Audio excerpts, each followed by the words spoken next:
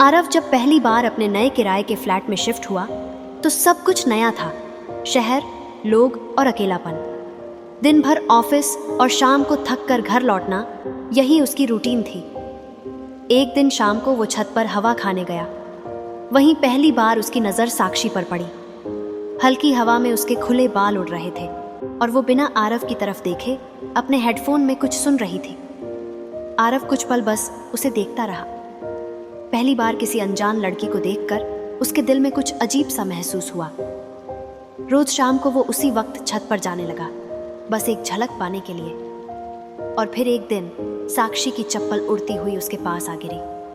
आरव ने मुस्कुराकर चप्पल उठाई और मजाक में कहा, अगर चप्पलें ऐसे ही उड़ती रहीं तो मेरा दिल भी उड़ जाएगा। साक्षी हंसी और यही उनकी पहली बात हुई। धीरे धीरे बातें बढ़ी।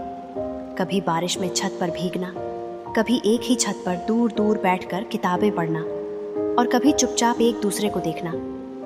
एक दिन आरव ने हिम्मत करके पूछा, साक्षी, क्या तुम भी मुझे उसी नज़र से देखती हो जैसी नज़र से मैं तुम्हें रोज देखता हूँ? साक्षी मुस्कुराई और कहा, मैं तो कब से चाहती थी कि तुम पहले पूछो। उस दिन छत पर पहली बार चांद से ज्यादा रोशनी उनके चेहरों पर थी।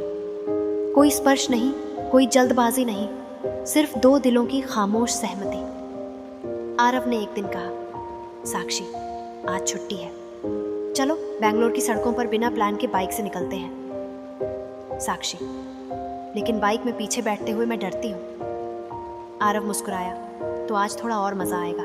डर को पकड़ लेना और मुझे कस के थाम लेना। और फिर क्या था?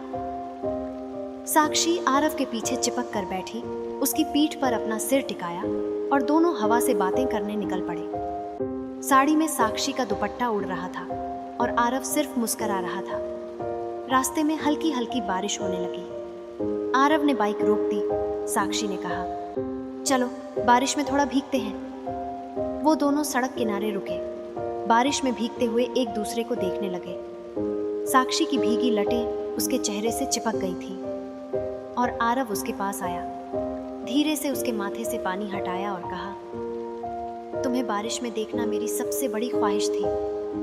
उसने साक्षी के गाल को छुआ और उनकी पहली नरम सी, धीमी सी, लेकिन दिल में उतर जाने वाली किस वहीं हुई। बारिश, भीगी सांसें और एक कसम कि ये लम्हा कभी नहीं भूलेंगे। कुछ दिन बाद मूवी प्लान बना।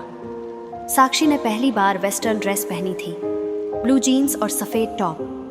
आरव की नजरें उस पर ही अटक गई थीं। मूवी थिएटर में अंधेरा होते ही साक्षी का हाथ आरव के हाथ में आ गया।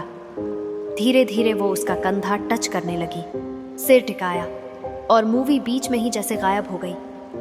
आरव ने धीरे से उसकी उंगलियां चूमी। साक्षी ने भी झुककर उसके कान में फुसफुसाया, तुम्हारा होना मेरी जिंदगी का सबसे सुकून भरा हिस्सा है। एक दिन वो दोनों बैंगलोर के बाहर एक हिल स्टेशन घूमने गए। ठंडी इतनी थी कि हाथ कांप रहे थे। साक्षी ने कांपते हुए कहा, बहुत ठंड है आरव, क्या तुम मुझे थाम लोगे? आरव ने तुरंत अपनी जैकेट उसे पहनाई, फिर उसे अपनी बाहों में कस कर लिया। दोनों एक दूसरे के शरीर से निकली गर्माहट में सुकून ढूंढ रहे थे। कोई जल्दबाजी नहीं, कोई अश्लीलता नहीं, बस एक पवित्र सच्चे प्यार की गर्माहट। अब उनका रिश्ता सिर्फ छत की झलक या बाइक की राइड नहीं था, अब वो एक दूसरे की जिंदगी बन चुके थे। आरव ने साक्षी के माथे को चूमा और कहा, तुम मेरी जिंदगी की सबसे खूबसूरत आदत बन चुकी हो। अगर आपको आरव और साक्षी की ये कहानी पसंद आई हो तो लाइक करें, कमेंट में बताएं कि आपको सबसे प्यारा लम्हा कौन सा लगा। और ऐसी ही दिल छू लेने वाली कहानियों के लिए चैनल को सब्सक्राइब करना ना भूलें।